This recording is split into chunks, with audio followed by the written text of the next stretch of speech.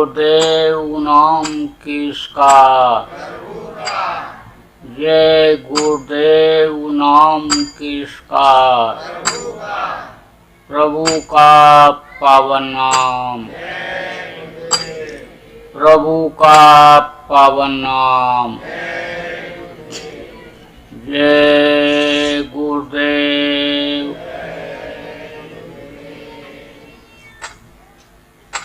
गुरुदेव तुम्हारे चरणों में शतकोटि प्रणाम हमारा है।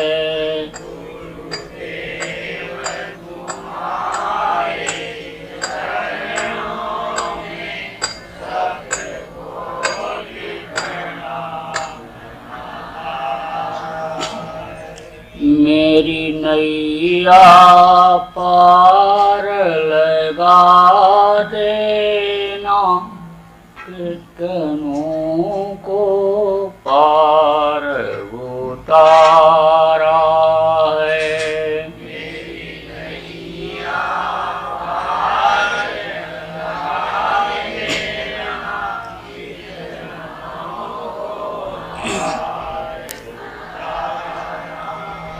मैं बालक बुध तुम्हारा हूँ, तुम समर्थ पिता हमारे हो। मैं बालक बुध तुम्हारा हूँ, तुम समर्थ पिता हमारे हो। मुझे अपनी गोद बिठा लेना, दाता लो भुजा पसारा है। मुझे अपनी गोद बिठा लेना, दाता लो भुजा पसारा है। यद्यपि संसारी ज्वालाएं हम पर प्रहार कर जाती हैं, यद्यपि संसारी ज्वालाएं हम पर प्रहार कर जाती हैं, पर शीतल करती रहती है तेरी शीतल अमृत धारा है। पर शीतल करती रहती है तेरी शीतल अमृत धारा है। जब आंधी हमें हिला देती, ठंडी जब हमें कपा देती, जब आंधी हमें हिला देती, ठंडी जब हमें कपा देती। मुस्कान तुम्हारे अधरों की दे जाती बड़ा सहारा है।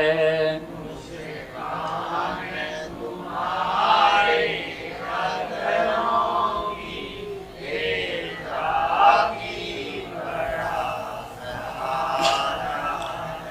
कुछ भुजा उठा कर कहते हो, कुछ महामंत्र सा पढ़ते हो, कुछ भुजा उठा कर कहते हो, कुछ महामंत्र सा पढ़ते हो। गद गद हो जाता हूँ स्वामी, मिल जाता बड़ा सारा है।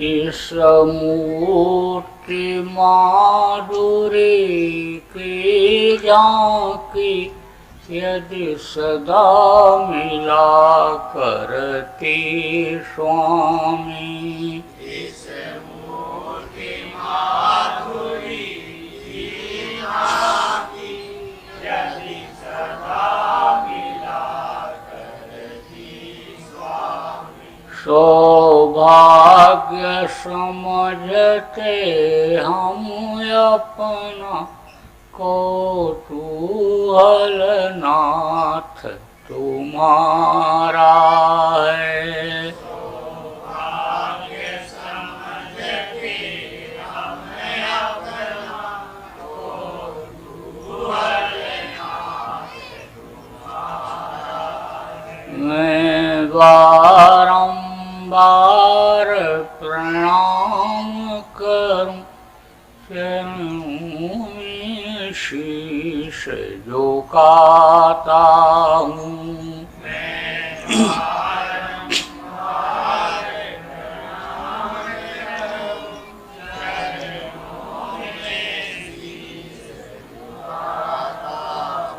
अब पार अवश्य हो जाऊंगा, गुरु ने पतवार संभाला है। अब पार अवश्य हो जाऊंगा, गुरु ने पतवार संभाला है। गुरुदेव तुम्हारे चरणों में शतकोटि प्रणाम हमारा है। गुरुदेव तुम्हारे चरणों में शतकोटि प्रणाम हमारा है।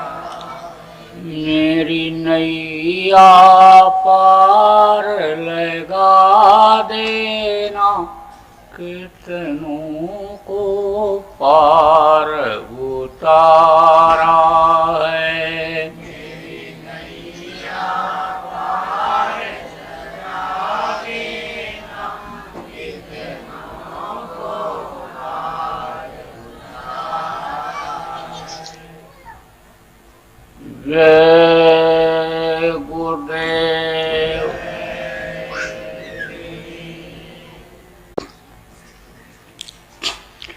सर्वसमर्थ सर्वत्र स्मरणीय परम पूज्य गुरु जी महाराज, उपस्थित सभी सत्संगी धर्म प्रेमी बच्चे एवं बच्चियों, गुरु महाराज की अपार दया मेहर हुई और आज 28 जनवरी 2018 को बी कोटा के आप सभी प्रेमियों का सत्संग के माध्यम से दर्शन का अवसर मिला। जब उस मालिक की दया मेहरबानी होती है तब ऐसा अवसर जीवन में मिलता है कि गृहस्थी के नाना जंजाल से निकलकर इस काल और माया के देश के फंसाव से निकलकर सत्संग सुनने और कहने का अवसर मिलता है। यह दुनिया, यह संसार और दुनिया की चीज़ें जिनको आपने अपना समझ लिया है, यह आपका नहीं है। जिस संसार को, जिस जिला को, जिस देश को आपने अपना देश मान लिया, यह आपका देश नहीं है। जिस घर को आप अपना घर कहते हो, इसी घर को देखो, बाप दादा यही कहते कहते चले गए, ये घर मेरा, ये घर मेरा, ये घर मेरा। उनका नहीं हुआ तो सोचो आपका कैसे होगा। जिस शरीर को आप अच्छा खिलाते हो, अच्छा पहनाते हो, अच्छे मकान में रखते हो, अच्छे गाड़ी घोड़ा पर एक जगह से दूसरी जगह ले जाते हो, ये शरीर भी आपका नहीं। ये किसका है? जिसका ये देश है। देश किसका है? काल भगवान का देश है। जिनको किसी ने ईश्वर कहा, किसी ने खुदा कहा, किसी ने गॉड कहा, ये उनका है और उन्हीं का ये शरीर भी है।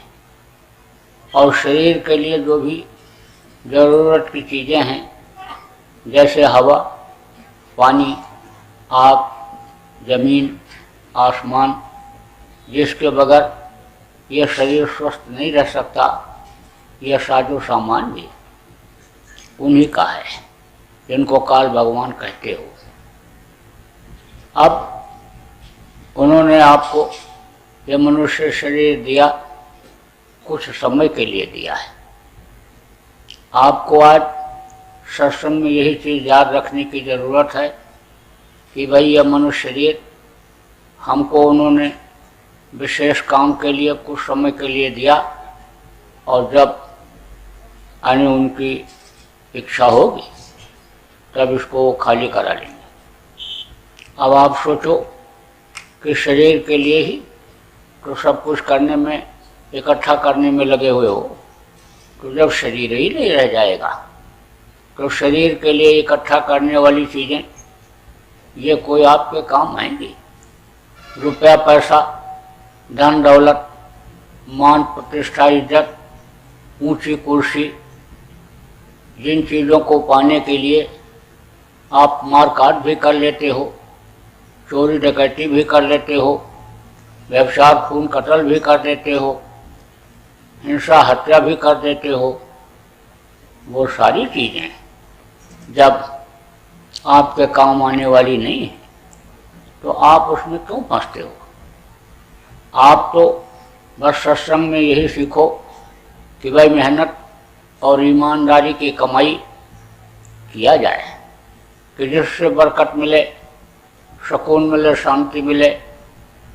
मार करके लाया हुआ धन, लूट करके लाया हुआ, दिल दुखा करके लाया हुआ धन टिकता नहीं है, रुकता नहीं है, चला ही जाता है। देखो, जुआरी रुपया जीत करके और लेकर के आता है, दूसरे दिन जाता है, फिर हार जाता है, घर का भी गंवा आता है, तो लूट पाट करके और चोरी डकैती करके जो लाता है, जुआ खेल कर जो लक्ष्मी को लाता है, उसके पास लक्ष्मी रुकती है? कभी नहीं रुकती, खिसक जाती है। लेकिन जो मेहनत करके लाता है उसमें उसको बरकत मिल जाती है। तो मेहनत और ईमानदारी की कमाई करो और इस शरीर को स्वच्छ साफ रखो। जो भगवान ने भजन पूजन के लिए दिया है, इसको गंदा मत करो। यह मानव मंदिर है, इसी में भगवान का दर्शन होता है। आज तक जिसको हुआ इसी मनुष्य शरीर में ही हुआ, और हुआ तभी तो कहा कबीर साहब कि जो तिलमा ही तेल है, जो चकमक में आग, तेरा साईं तुझ में जान सके सो जान। जैसे चकमक में आग होती है, बाहर से नहीं दिखाई पड़ती, जब उसको राख को हटाते हो तो दिख जाती है। तेल में इतना तेल होता है कि और किसी चीज़ में नहीं होता, छोटा सा दाना होता है, लेकिन जब उसको पेरते हो, उसको दबाते हो मशीन के द्वारा, तब उसमें से तेल निकलता है तो मालूम पड़ता है। आप देखो, दूध में ही यानी समझ लो कि घी होता है, लेकिन दिखाई नहीं पड़ता है। जब यानी उसको यानी गर्म करते हैं और फिर दही डाल करके जमा देते हैं, और फिर बिलोते हैं, मरते हैं, तब उसमें से घी निकलता है। ऐसे यानी समझ लो कि इसी मनुष्य मंदिर में मालिक का दर्शन होता है। कबीर साहब ने कहा कि जो तिल माही तेल है, जो चकमक में आग, तेरा साईं तुझ में जान सके सो जान। कस्तूरी कुंडल बसे, मृग ढूंढे बनमाए, ऐसे घट घट राम है, दुनिया देखत नहीं। मुसलमानों में जो फकीर हुए उन्होंने भी इसी चीज़ को कहा कि अल्लाह अल्लाह का मज़ा मुर्शिद के महखाने में है और दोनों आलम की हकीकत एक पैमाने में है। ना खुदा मंदिर में देखा, ना खुदा मस्जिद में है।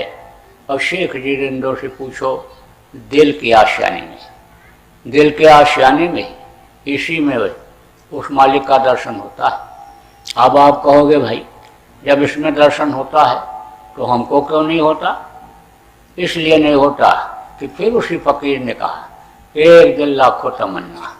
दिल तो एक है लेकिन ख्वाहिशें बहुत हैं, इच्छाएं अनंत हो गई। 1 एकड़ जमीन है 10 एकड़ हो जाए, एक दुकान है 4 दुकान हो जाए, लाख है तो करोड़ हो जाए, करोड़ है तो अरब खरब हो जाए, अरब खरब है तो कुबेर का खजाना हम ही को मिल जाए।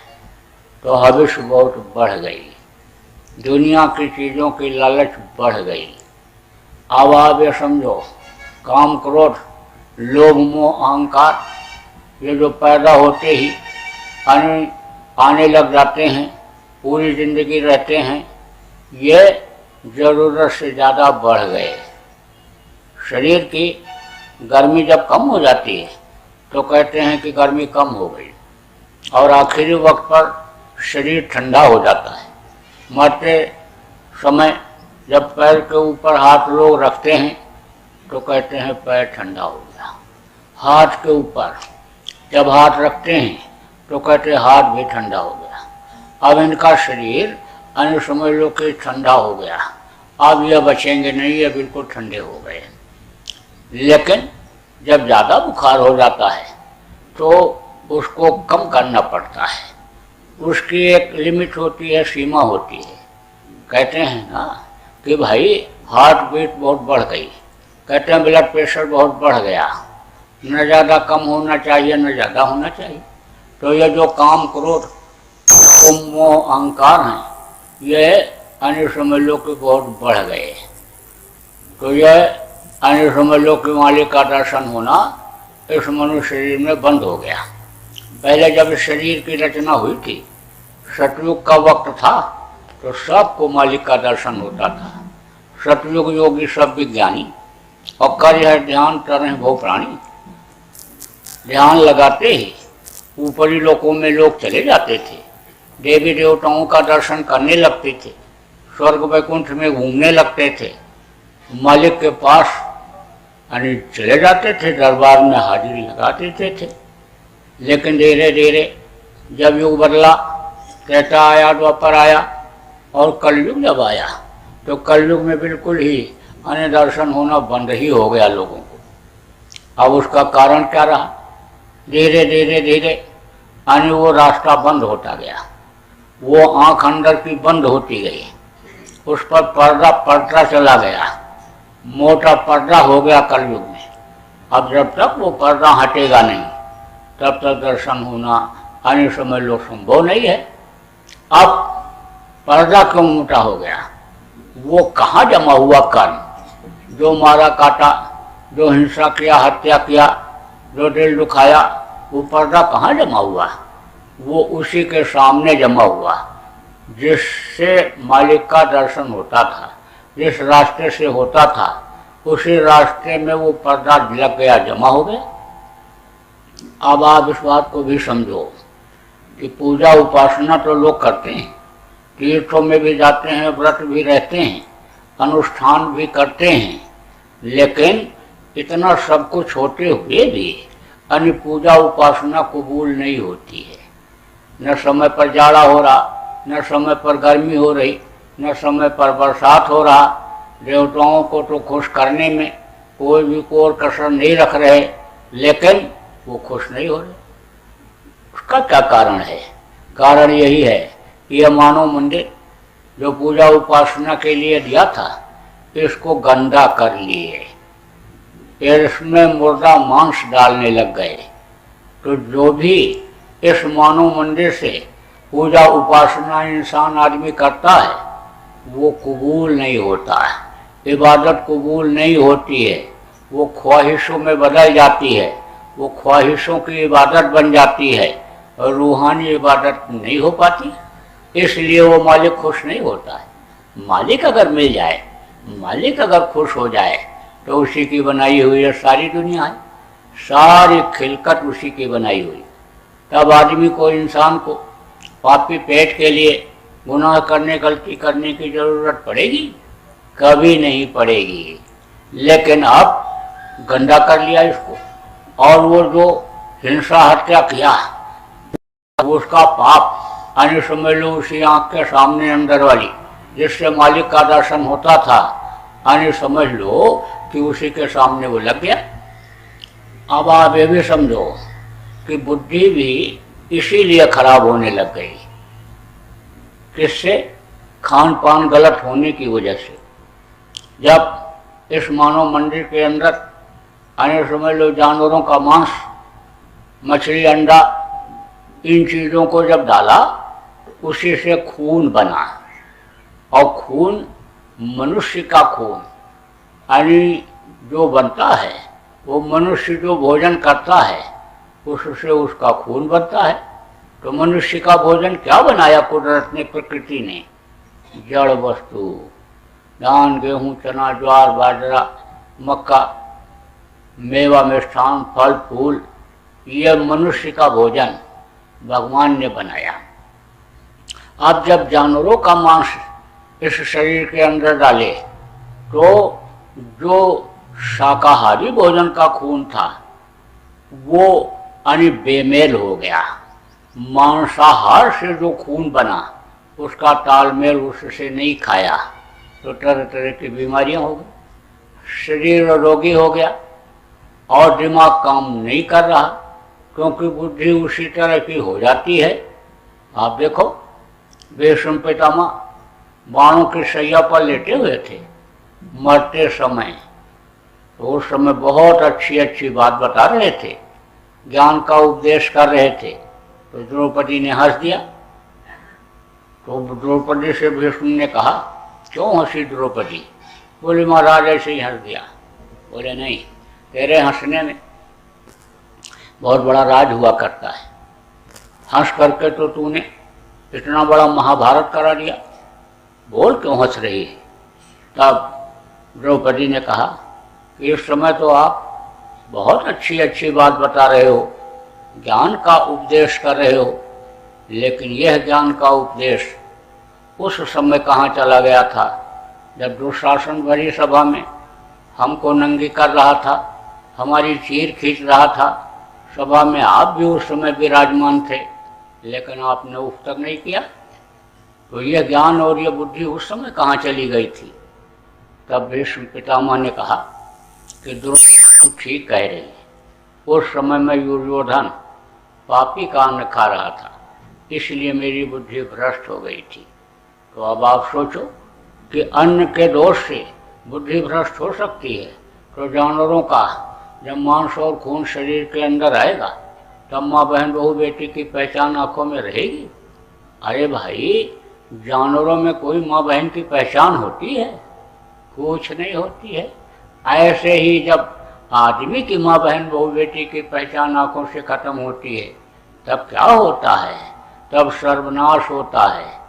देखो, रावण कितना विद्वान था, बलवान था, सोने की लंका थी, 1 लाख लड़के, 1.25 लाख नाती थे, बड़े बड़े देवता उसके सामने मैदान में जंग में ठहरते नहीं थे, हट जाते थे जब सामने लड़ाई के मैदान में आता था। इतना बलवान था, लेकिन बुद्धि खराब हो गई, मांस खाने लगा, शराब पीने लगा, दूसरे की औरत को गलत नज़र देखने लग गया। तो क्या हुआ? सर्वनाश हो गया। महाभारत क्यों हुआ? माँ बहन की पहचान ही आंखों से खत्म हुई। 18 दिन के अंदर देखो, 11 अक्षौणी सेना खत्म हो गई, 56 करोड़ यदुवंशी घंटे में खत्म हो गए। तो भाई मानव मंदिर को आप गंदा मत करो, यानी इसके अंदर मुर्दा मांस आप मत डालो। मुर्दा मांस अभी तक जो डाला जान में अनजान में, उसके लिए तो प्रायश्चित कर लो, आज माफ़ी मांग लो उस मालिक से, अब मत डालना। इसको पाक साफ रखना। जब ये पाक साफ रहेगा और इसमें पूजा उपासना सच्चे दिल से जब करोगे, सच्चे मालिक की जब करोगे, तभी उस मालिक का दर्शन हो पाएगा और तभी आपको नर्क 84 से छुटकारा मिल पाएगा। और नहीं तो जैसे पशु और पक्षी पैदा होते हैं और खाते हैं, बच्चा पैदा करते हैं और दुनिया संसार से चले जाते हैं, ऐसे ही आप भी चले जाओगे। दोबारा फिर ये मनुष्य शरीर मिलेगा नहीं, और मनुष्य शरीर अगर नहीं मिलेगा तो और किसी शरीर में ऐसा रास्ता नहीं है कि जिससे आप नर्क और 84 से छुटकारा पा सको। अब आपको नर्क और 84 भी बता दें। देखो, कहते हैं कि अच्छा कर्म करोगे तो स्वर्ग और वैकुंठ में जाओगे, और बुरे कर्म करोगे तो नर्क जाओगे। तो अच्छे कर्म करने वाले कहाँ जाते हैं? स्वर्ग और वैकुंठ में जाते हैं। लेकिन उसके ऊपर भी लोक है, ब्रह्मपाल, ब्रह्मकाल, महाकाल लोक, उन लोकों में भी नहीं जा सकते। पूरे छीड़े मृत्यु लोके, जब पूरे छीड़ हो जाता है तो मृत्यु लोक में उनको नीचे उतरना पड़ता है। अब आप ये समझो, इसीलिए तो देवता मांगते रहते हैं मनुष्य शरीर कि नर समान न कोनो दे, और जीव चराचर जाचते ही। जितने भी चर और अचर के जीव हैं सब आने मांगते रहते हैं, थोड़े समय के लिए मनुष्य शरीर मिल जाता तो हम अपना काम बना लेते। पाप करोगे, हिंसा करोगे, हत्या करोगे, दिल दुखाओगे, मारोगे, काटोगे, चोरी करोगे, व्यभिचार करोगे, तो वो किस श्रेणी में आएगा? पाप की श्रेणी में। तो पाप करोगे तो नर्क जाना पड़ेगा। अब नरकों में तो बड़ी सजा मिलती है, काटे, गलाए जाते, तपाए जाते, इतनी मार पड़ती है कि चिल्लाता है तो 100 कोस तक आवाज जाती, लेकिन कोई बचाने वाला वहाँ नहीं मिलता है। यहाँ तो बचाने वाले मिल जाते हैं। अभी आपको चिल्ला पड़ोस में से तो 4 आदमी दौड़ेंगे, भाई क्या हो गया, क्या हो गया। कोई मारने लग जाए आपको तो 4 लोग अभी बचाएंगे इसी में से दौड़ कर, लेकिन वहाँ कोई सुनवाई नहीं। यहाँ तो आप हाई कोर्ट, सुप्रीम कोर्ट से मुकदमा जीत करके चले आओगे, अच्छा वकील रख लोगे, जज से सिफारिश लगवा दोगे, सेटिंग कर लोगे तो छूट करके चले आओगे। लेकिन वहाँ से छूट नहीं सकते।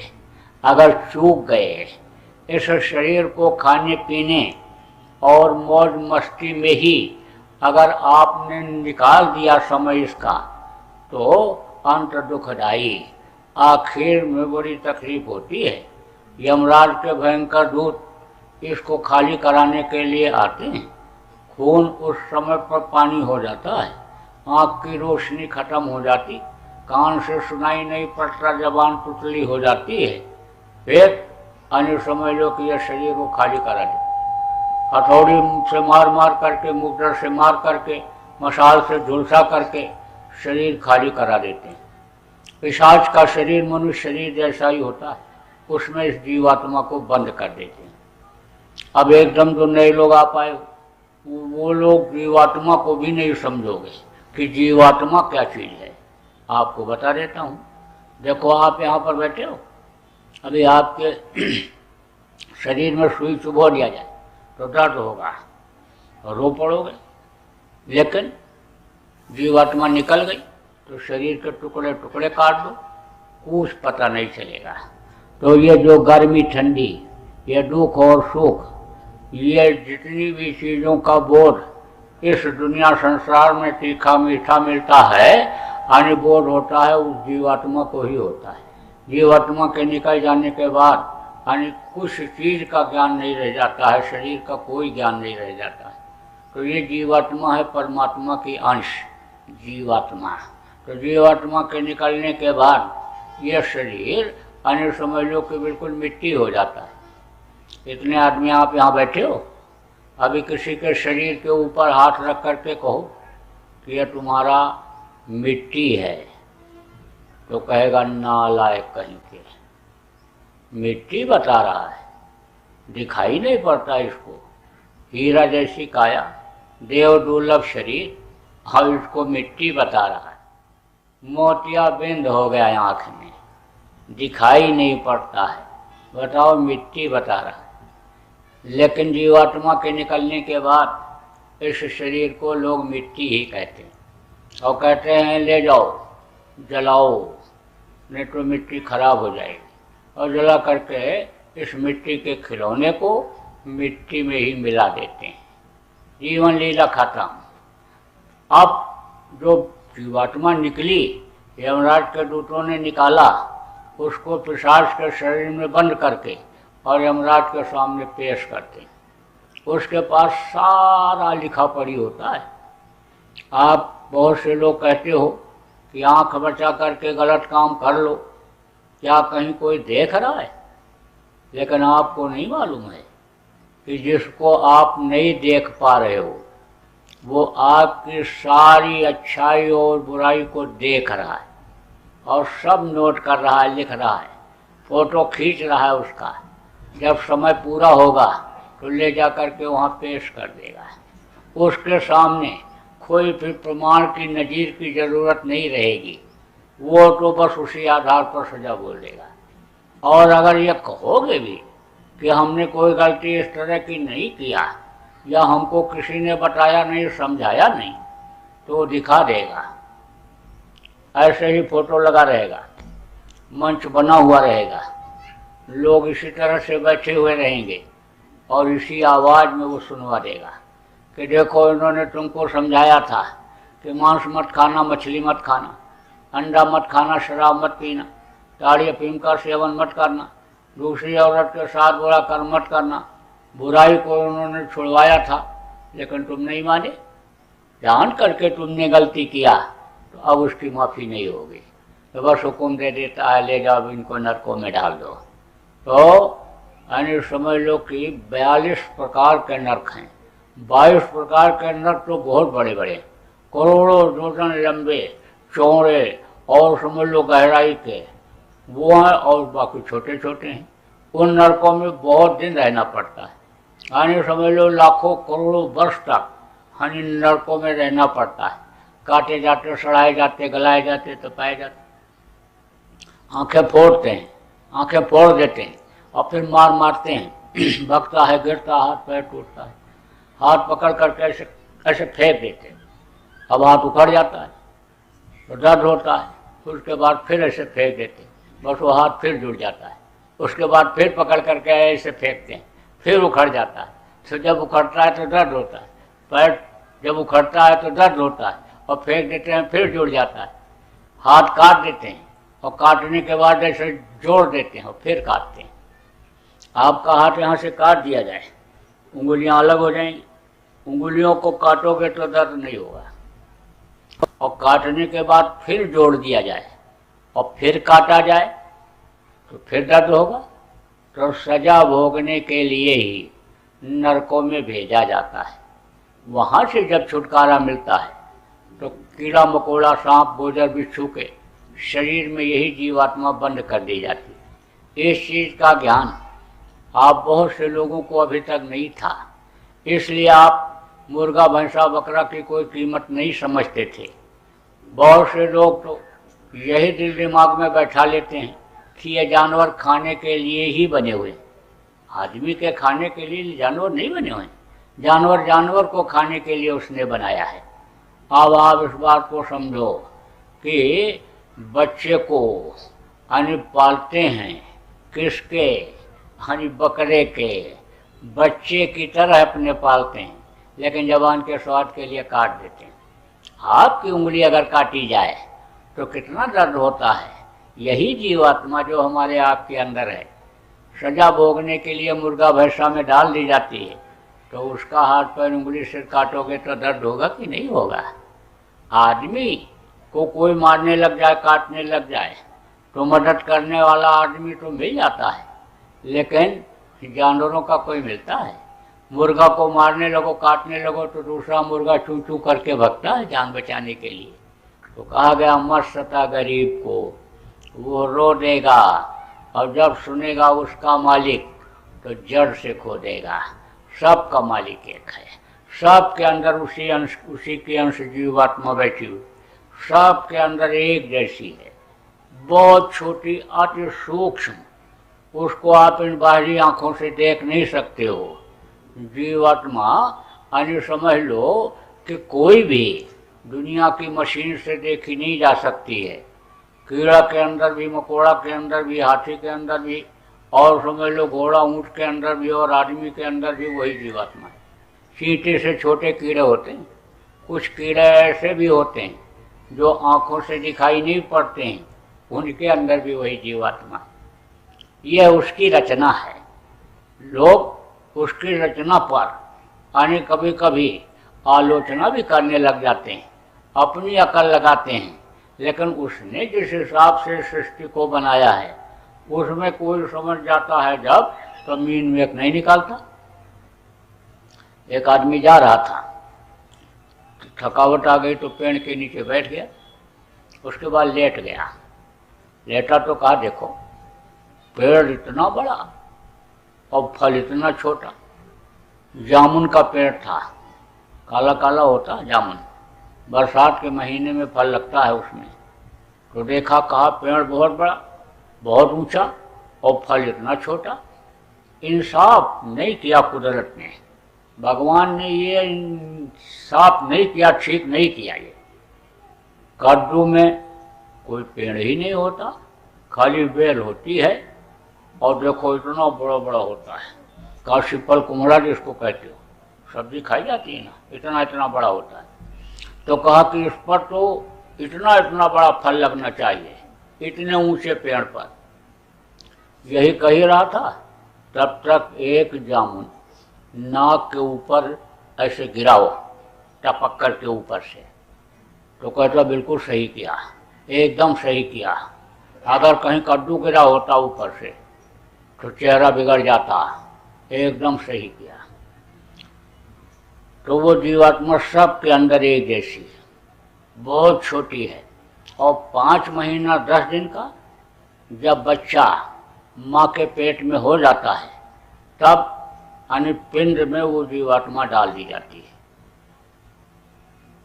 तो उस समय पर जिस रास्ते से डाली जाती है वो रास्ता खुला हुआ रहता है, साफ रहता है, उसी से दर्शन होता रहता है, मालिक का दर्शन होता रहता है। उनकी जो मीठी आवाज़ है, मधुर वाणी जिसको कहा गया, अनाहत वेदवाणी कहा गया, खुदाई आवाज़, गैबी आवाज़ जिसको कहा गया, वो बराबर सुनाई पड़ता रहता है।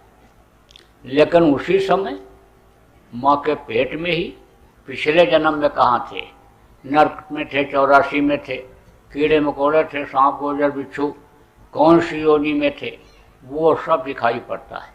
और जो तकलीफ झेलता है, गरीबी में ही भी था, और जो है गरीबी में भी, अन्य बीमारी में भी, अन्य बीमार हुए तो तकलीफ आई, सारी बात उसमें अन्य पिछले जन्म की दिखाई पड़ती है। जब दिखाई पड़ती है तब अन्य उसको देख करके रोता है, कहता अब मेरे ऊपर आप दया करो, कृपा करो, मेहरबानी करो, जल्दी से हमको तैयार कर दो माँ के पेट में, बाहर निकल करके हम समर्थ गुरु की तलाश करेंगे और भजन करेंगे रास्ता लेकर के।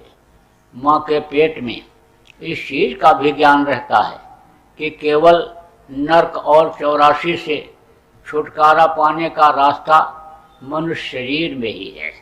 इस चीज़ का भी ज्ञान रहता है कि सद्गुरु के मिल जाने पर ही वो रास्ता मालूम हो पाता है। तो बराबर प्रार्थना करता है, अब प्रभु कृपा करहु यही भांति, सब तजी भजन करहु दिन राति। या प्रभु या मालिक, अब मुझको इस माँ के पेट रूपी नर्क से बाहर निकालो। माँ के पेट के अंदर क्या रहता है? छट्टी पेशाब और यही गंदगी ही भरी रहती। माँ के पेट की आग बराबर गर्म करती रहती, तपाती रहती, तो बड़ी तकलीफ। तो कहता है कि अब हम इधर कभी भी नहीं आएंगे, अब न धरा बप्पा का यही मग और मेरे ऊपर आप दया करो, कृपा करो, मेहरबानी करो। लेकिन जब बाहर आए हैं तो पर्दा पड़ गया। अनिल रमेलो मालिक का दर्शन होना बंद हो गया। तो जब दर्शन होना बंद होता है माँ के पेट से बाहर निकलने के बाद बच्चे को, तो कितना जोर से चिल्लाता है, कहाँ कहाँ कहाँ कहाँ कहाँ कहाँ पहुँच गए। जितना छोटा रहता है उससे तेज आवाज़ उसके मुंह से निकलती है। अब वो आवाज़ कोई समझ पाता है? न कोई आवाज़ समझ पाता है और न कोई हाथ पैर का इशारा समझ पाता है। आप अगर इसमें से कोई रोने लग जाओ तो दूसरा आदमी समझ जाएगा कोई इसको मार रहा है। कोई लड़की की विदाई हो रही हो, रो रही हो, तो उसको सुन करके समझ जाओगे कि इसकी विदाई हो रही, ससुराल जा रही। कोई मर गया हो तो उसकी आवाज़ को सुन करके बता दोगे इसके घर में कोई मर गया। चाहे भाषा एक दूसरे की न समझो, लेकिन अगर कोई आपके सामने ऐसे हाथ करे तो समझ जाओगे प्यासा है, पानी पिला दिया जाए। ऐसे ऐसे करेगा तो कहोगे भूखा है, रोटी मांग रहा है, दे दो इसको। तो इशारा हाथ पैर का आदमी आदमी का तो समझ जाता है, लेकिन बच्चे का इशारा कोई नहीं समझ पाता क्या कह रहा है। तो कहते हैं कि बहुत रो रहा है, ले चलो डॉक्टर के यहाँ। डॉक्टर को क्या पता क्यों रो रहा है, वो तो बस चुप करने के लिए नींद का इंजेक्शन लगा देता है। अब वो इंजेक्शन लगा, बच्चा सो तो गया, यानी रोना तो बंद हो गया, लेकिन उसके नवजात यानी शरीर में इंजेक्शन इतना खराब असर डालता है कि विकास में बाधा पड़ जाती। तो अब आप मोटी बात समझो, पैदा हुए तब रोए, दूध नहीं मिला तब रोए, स्कूल जाने को हुआ तब रोए, नौकरी नहीं मिली तब रोए, शादी नहीं हुई तब रोए, और शादी हो गई तो रो रहे, बच्चे नहीं पैदा हुए तो रोए, और 4 बच्चे पैदा हो गया तो रो रहे हैं। रोने रोने का यह संसार बन गया। जिसके पास नहीं है कहता है कि हमारे पास रुपया पैसा हो जाता, बड़ा आदमी बन जाता, रईसी देख लेगा देता किस तरह की है। और जिनके पास ज़्यादा रुपया पैसा हो जाता है उनको नींद नहीं आती। बड़े बड़े सेठ लोग रात को 2 बजे नींद की गोली खाते हैं तब नींद आती है।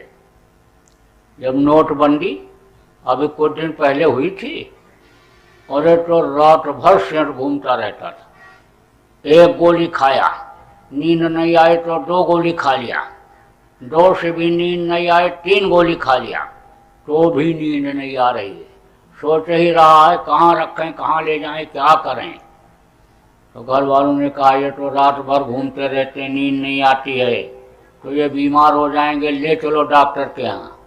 अब डॉक्टर के यहाँ जब लेकर के गए तो डॉक्टर ने कहा भाई कितने दिन से नींद नहीं आए? बोले 3 दिन से। तो कहा कोई दवाई लिया? बताया कहा यह दवाई लिया। देख करके चकित रह गया, 1 गोली से ही नींद आ जानी चाहिए, 3 गोली तो खा गए। लड़के ने कहा डॉक्टर साहब गोली और दे दो, डोज और बढ़ा दो, आप चाहो तो नींद इनको लाना जरूरी है। डॉक्टर कहता है कि गोली तो बढ़ा देंगे, डोज तो बढ़ा देंगे, नींद तो आ जाएगी, लेकिन फिर ये उठ नहीं पाएंगे, ये सोते ही रह जाएंगे। अब आप इस बात को समझो कि जिसके ज़्यादा है यानी समझ लो कि वो संभालने में परेशान है कि इनकम टैक्स वाले न ले जाएं, सेल टैक्स वाले न ले जाएं, चोर न ले जाएं, डकैत न ले जाएं। जिसके लड़के नहीं पैदा हो रहे हैं कहो कि लड़का पैदा हो जाएगा, चलो मजार पर चद्दर चढ़ा दो, गया में पिंडदान कर आओ, वैष्णो देवी में चुनरी चढ़ाओ, चला जाता है। नहीं पैदा हुआ कहो काली माता के मूर्ति के सामने बकरा काट करके चढ़ा दो, माता खुश हो जाएंगे तो बच्चा पैदा हो जाएगा। बकरा भी काट करके चढ़ा देता है, इतना जघन्य पाप कर डालता है। अरे देवी के सामने बकरा, देवी उससे खुश होंगी कि देवी उससे नाराज होंगी? अगर देवी तलवार लहराने लग जाएं तो कोई काटेगा उनके सामने? वो तो ना बोलने ना डोलने वाली देवी रहती हैं। कुछ भी कहो कुछ भी ना सुने, कुछ भी करो कुछ भी ना देखें, तो उनके सामने चलते फिरते जानवर को, जिसके अंदर उस मालिक की अंश जीवात्मा है, उसको काट देते हैं। कभी भी अन्य समझ लो ऐसा पाप नहीं करना चाहिए, जीव हत्या नहीं करनी चाहिए। देवता देवी इससे कभी खुश नहीं होते हैं। तो अब आप ये समझो कि लड़के के लालच में अन्य समझ लो कि मुर्गा बकरा भी काट करके चढ़ा देता है। लेकिन जिनके 4 लड़के हैं, तो हो दादाजी आप बड़े भाग्यशाली हो, आपके 4 लड़के, 4 बहुएं खूब सेवा करते होंगे। तो बुढ़ा क्या कहता है, ये मर जाते तो ठीक था, जीने नहीं दे रहे, जान के लाले पड़ रहे, बहू अपनी तरफ खींच रही, बेटा अपनी तरफ खींच रहा, मैं क्या करूं, मैं तो अधर में लटका हुआ हूं। और कहो कि पढ़ाया लिखाया आपने, गाय बैल भी बेच दिया, एक टाइम आपने सब्जी खाया, एक टाइम नमक से खा लिया, पैसा बचाया, पढ़ाया लिखाया, कमाई करके आने लग गया, कमाई करके लाने लग गया, पढ़ी लिखी अन्य बहू लाया, और वो बढ़िया बढ़िया अन्य बना के खिलाती होगी, लड़का सेवा करता होगा, और आप कह रहे हो मर जाए, मर जाएगा तो कौन सेवा करेगा?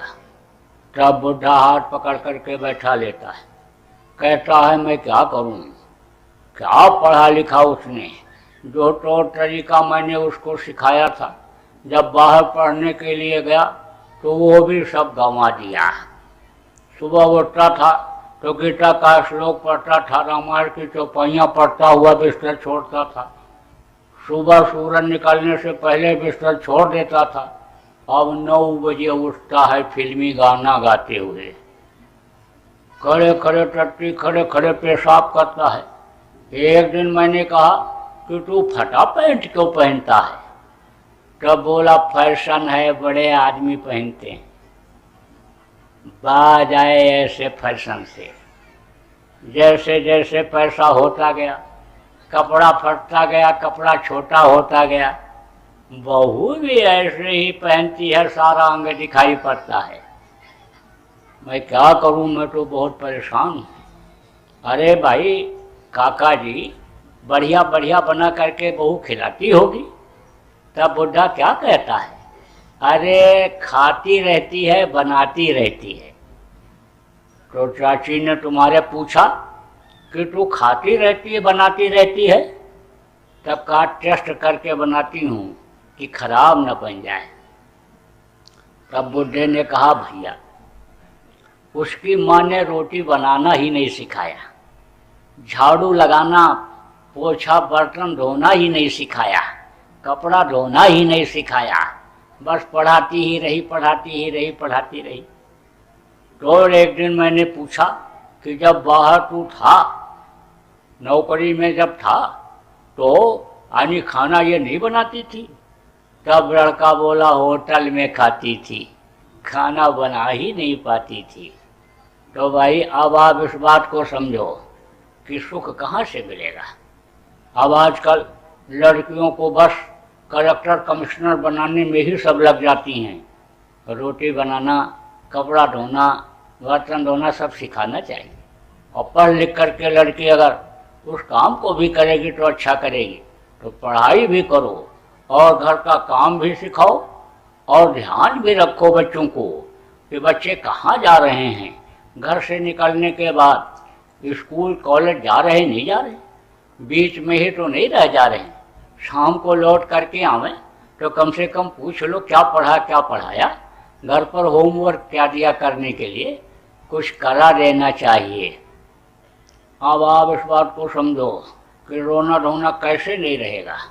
आप इतने आदमी बैठे हो, लेकिन किसी से आपसे पूछा जाए ये बताओ कि तुम बीमार तो नहीं हुए कभी, तो कहोगे अभी बुखार आया था 15 दिन पहले। कोई कहेगा कि अन्य समझ लो जुकाम बराबर बना ही रहता है। कोई कहेगा पेट साफ ही नहीं होता है। यानी टेस्ट अगर करा दिया जाए ब्लड सब लोगों का तो कोई ना कोई बीमारी सब के अंदर निकल आएगी। और कुछ घर तो ऐसे भी हैं जिनमें कोई ना कोई बीमार ही रहता है। आप ना बता पाओ ना पहचान पाओ, मैं बता दूंगा कि इनके घर में कोई ना कोई बीमार ही रहता है। इनके घर में रोज लड़ाई झगड़ा होता है, मैं बता दूंगा। कोई ये नहीं कह सकते हमारे घर में लड़ाई झगड़ा नहीं होता। तो रोने रोना का तो संसार है ही। अब आप ये सोचो कि रोटे पैदा हुए और रोटे रोटी खा रहे हो और रोटे रोटे ऐसे ही चले जाओगे और होश वो आएगा? कभी कभी होश आ जाता है, कभी कभी आता है जब किसी मुर्दा को जलवाने के लिए गड़वाने के लिए शमशान घाट पर आदमी जाता है तो वहाँ बैठ करके लोग बहुत अच्छी अच्छी बातें करते हैं। क्या गया बेचारे के साथ, सब कुछ यहीं छोड़ गया। नंगा रह करके भूखा रह करके धन कमाया, मकान बनाया, बाल बच्चों को पढ़ाया लिखाया, रोजी रोजगार में लगाया, धन पुत्र परिवार मान प्रतिष्ठा वैभव सब कुछ होते हुए कोई भी चीज साथ नहीं गई। हंसा अकेले उड़ गया। तो शमशान घाट पर जो दूसरा आदमी वहीं बैठा रहता है कहता है भाई साहब दुनिया का यही हाल है, ये मृत लोक है, यहाँ जो लोग आए सबको जाना पड़ा। एक से एक राजा महाराजा चले गए, शेठ साहूकार चले गए, पंडित मुल्ला पुजारी चले गए, राम जैसे भगवान चले गए, कृष्ण जैसे भगवान चले गए, कबीर गोस्वामी पलटू नानक जैसे चले गए। तो भाई दुनिया तो छोड़नी पड़ेगी। तो तीसरा कहता है अरे ये मरघट है मरघट, एक दिन भाई सबको बुलाएगा। तब चौथा कहता है भाई इसीलिए तो कहते हैं कि कुछ वहाँ के लिए भी करो, सब कुछ यहीं के लिए करने में लगे हुए हो और यहाँ की कोई भी चीज़ वहाँ जाने वाली नहीं है। यहाँ तो सारी ही गंदी चीज़ें हैं जिसमें यानी समझ लो बदबू है और जिसमें सड़न गलन है और जिसमें जो है यानी अशांति है। तो ये चीज़ कोई भी वहाँ जाने वाली नहीं है। तो वहाँ के लिए भी कुछ अन्य माल असबाब इकट्ठा करो कि जिससे अन्य वहाँ जाने में भी दिक्कत ना आवे। भाई इसीलिए तो कहते हैं महात्मा खोजो संत खोजो, खोज दी और फिर जो है मतलब खोजो इस दुनिया संसार में और खोज करके और फिर अपनी आत्मा के लिए भी कुछ करो। अब नौजवान ये सुनता रहता है, कहता बात तो ये सब लोग सही कह रहे हैं लेकिन अभी तो हमारी गृहस्थी कच्ची है, बच्चे छोटे छोटे हैं, घर मकान बना नहीं। गृहस्थी सेट हो जाए फिर तो मैं इसी काम में लग जाऊंगा। अब शमशान घाट से लौट करके आता है और गृहस्थी को सेट करने लगता है। तो आज तक किसी की गृहस्थी सेट हुई? जितने ही सुलझाता है उतना ही उलझता चला जाता है। तो अब आप इस बात को समझो कि भोग भगवान ने किस लिए बनाया? भोगने के लिए बनाया, फंसने के लिए तो नहीं बनाया। लेकिन अब आदमी को यही नहीं पता है कि कैसा खाना चाहिए, कैसे रहना चाहिए, किस तरह से व्यवहार करना चाहिए। उसी का जब पता नहीं लग पाएगा तो खाते खाते उसी में फंस जाए। जैसे एक कटोरे में आप शहद रख दो तो एक मक्खी आती है और कटोरे के ऊपर बैठ जाती है और शहद को खा करके उड़ जाती है और दूसरी मक्खी आती है और कटोरे में कूद पड़ती है, पेट भर के शहद खाती है लेकिन उसके पंख फंस जाते हैं, निकल नहीं पाती, ऐसे ही फंस जाता है। जब सत्संग लोगों को मिलता था तब इस चीज़ की जानकारी होती थी कि भाई गृहस्थ आश्रम में कैसे रहा जाए, क्या खाया जाए, किस तरह से व्यवहार किया जाए एक दूसरे के साथ, विचार किस तरह के हों, भाई भाई के साथ कैसा व्यवहार करें, पिता पुत्र का व्यवहार किस तरह का होना चाहिए, पति पत्नी का फर्ज क्या होना चाहिए, इसकी जानकारी होती थी। तो यह गृहस्थ आश्रम स्वर्ग जैसा था, कोई खींचातानी थी, आदमी कोई घर छोड़कर भगता था, औरतें कोई जलकर मरती थीं, इतनी बीमारी और इतना टेंशन, इतना लड़ाई झगड़ा था, इतना सास बहू जो लड़ती रहती हैं, ये कोई लड़ना था? नहीं था। अब आप ये मोटी बात समझो कि कि नियम संयम ये यानी समझ लो समझना जानना, और नियम संयम का पालन करना जरूरी होता। कोई आदमी अभी भोजन खा करके आवे पेट भर के, नमक ही रोटी खाए, लेकिन उसके सामने आप रसगुल्ला ला करके प्लेट में रख दो तो मन नहीं मानेगा, और अगर कह दोगे एक ले लो तो कहेगा नहीं पेट तो भरा हुआ है। अरे खा के आया हूँ तो कहोगे अरे खाने के बाद ही तो मिठाई खाई जाती है, बस एक खाएगा। और उधर देखो ना, अलग मुँह किया रहो तो दूसरा फिर उठा लेगा, फिर खा लेगा, फिर उसके बाद तीसरा चौथा सब खा जाएगा। यह नहीं देखेगा कि पेट में जगह है कि नहीं। अब आप कहते हैं ना कि मनुष्य अन्य पशु से भी अन्य समझ लो कि गिरा गुजरा बन गया।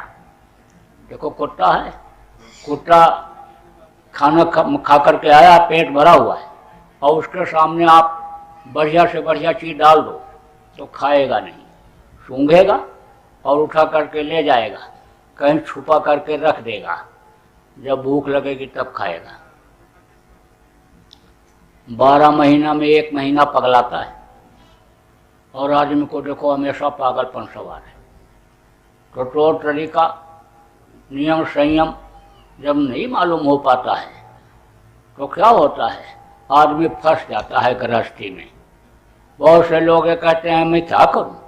अभी जब आप यहाँ से जाओगे और अपने मिलने जुलने वाले लोगों से कहोगे कि भाई ऐसी ऐसी बातें बताई गई और आपको चलना चाहिए था, तब कहेगा मैं क्या करूं, गृहस्थी ने इतना पकड़ रखा है, इतना मैं फंसा हुआ गृहस्थी में कि मैं क्या करूं। अरे गृहस्थी पकड़ी है कि आप पकड़े हुए हो? आपको भ्रम हो गया कि आपको गृहस्थी पकड़ी हुई है, गृहस्थी को तो आप नहीं छोड़ पा रहे हो। बोलो जय गुरुदेव।